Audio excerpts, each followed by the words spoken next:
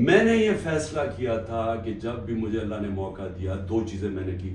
رحمت للعالمین authority set up کی کہ میں اپنے بچوں کو سیرت نبی اسکولوں سے شروع کریں, ریسرچ کروائیں, ہمارا کیریکٹر بلڈنگ شروع ہو.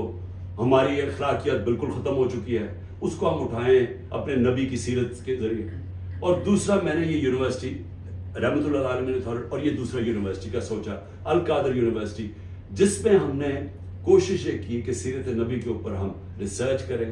انٹرنیشنل اسکالرس کو میں نے انگیج کیا, اور پھر ٹیکنالوجی بھی پڑھائی جائے بچوں کو. یہ اس کا مطلب تھا کہ ماڈرن ٹیکنالوجیز بھی پڑھائیں, آرٹیفیشل انٹیلیجنس ایسی, اور ساتھ ساتھ اپنی لیڈرشپ ڈیولپ کریں سیرت نبی کے اوپر, ان کے کیریکٹر کے اوپر, اور لوگوں کو تیار کریں.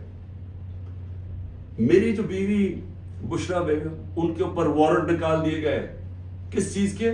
کہ وہ ایک ٹرسٹی ہے. ان کو میں نے ٹرسٹی رکھا. کیوں ٹرسٹی رکھا؟ کیونکہ سیرت نبی میں ان کو انٹرسٹ ہے, انہوں نے بڑی پڑھا ہوا ہے اس چیز کے اوپر.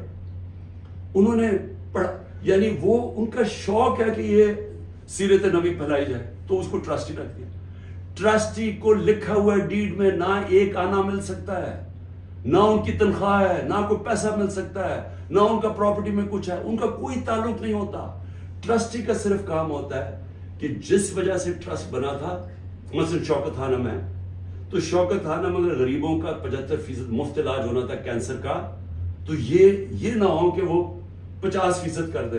یعنی اس لیے ہوتا ہے ٹرسٹ. جو پالیسیز ہوتی ہیں وہ, باقی پروفیشنل چلایا جاتا ہے, چاہے وہ القادر ہو, چاہے نمل یونیورسٹی, چاہے شوکت خانم. نہ مجھے 1 روپے کا فائدہ آج تک شوکت خانم سے ہوا ہے, نہ نمل یونیورسٹی سے ہوا, اور نہ القادر سے ہوا. کیونکہ القادر ایک پروفیشنل اب وہ چل رہا ہے, وہاں سارے بچوں کو مفت تعلیم مل رہی ہے, جو بھی القادر میں پڑھ رہے ہیں سب کو مفت مل رہی ہے. اور ان کو جس طرح میں نے آپ کو کہا کہ اس کا مقصد کیا, یہ کہہ رہے ہیں نیب کہ مجھے ذاتی طور پہ فائدہ ہوا. کدھر؟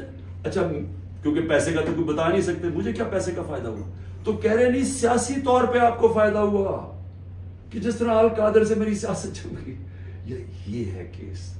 میں صرف آپ کو بتانا چاہتا تھا کہ اتنا پروپیگنڈا ہو رہا ہے, لوگوں کو بتا. 4.5 گھنٹے مجھے نیب میں بٹھایا, اور بار بار یہی پوچھتے رہے کہ جی دیکھیں آپ کو تو اس سے بڑا فائدہ ہوا ہے. اور ملک ریاض کو آپ نے کیوں کیا؟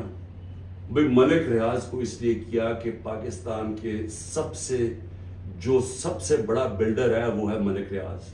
اور ملک ریاض, میرا کیا انٹرسٹ تھا, وہ اس کے پاس جو موبلائزنگ اکوپمنٹ ہے وہ سب سے تیزی سے کام کرتا ہے. یعنی وہ اگر آپ اسے کہیں, کوئی اتنی تیز کام نہیں کرتا جتنا ملک ریاض کی کنسٹرکشن کرتی ہے.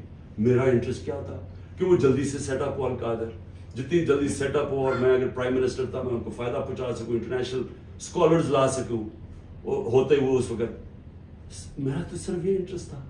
اور مجھے اس سے کیا انٹرسٹ ہے, جس طرح شوکت ہر سال شوکت خانم میں 9 ارب روپیہ اکٹھا ہوتا ہے, تو کیا وہ میری ذات کے لیے ہو رہا ہے؟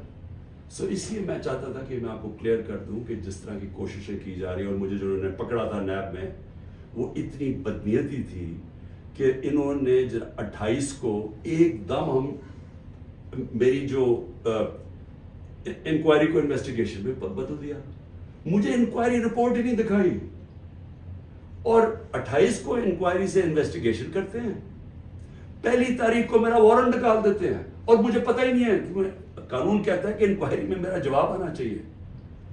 اور جس دن میں اٹھاتے ہیں مجھے وہاں سے رینجرز آ کے, مجھے جس آپ کے سامنے جو طریقہ انہوں نے اختیار کیا مجھے اٹھانے کا, اس دن میں بیل لینے کے لیے بیٹھا ہوا تھا, کیونکہ ہمیں اخباروں سے پتا چلا کہ انہوں نے انویسٹیگیشن کر دیا. کوئی انصار عباسی کا آرٹیکل آیا 30 اپریل کو, تب ہمیں پتا چلا کہ انہوں نے انویسٹیگیشن کر دیا. میرے وکیل نے لکھا اسلام آباد ہائی کورٹ کو, یہ کیا مذاق ہو رہا ہے. تو میں اس دن اسلام آباد ہائی کورٹ اس پہ جا رہا تھا عدالت میں, جب انہوں نے ادھر سے اغوا کر کے باہر لے گئے اور پکڑ کے. جب میں جیل میں پہنچا تو پہلے ہی دفعہ تب انہوں نے مجھے انکوائری رپورٹ دکھائی. تو یہ تھا سارا ڈرامہ. میں نے کہا آپ سب کو بتا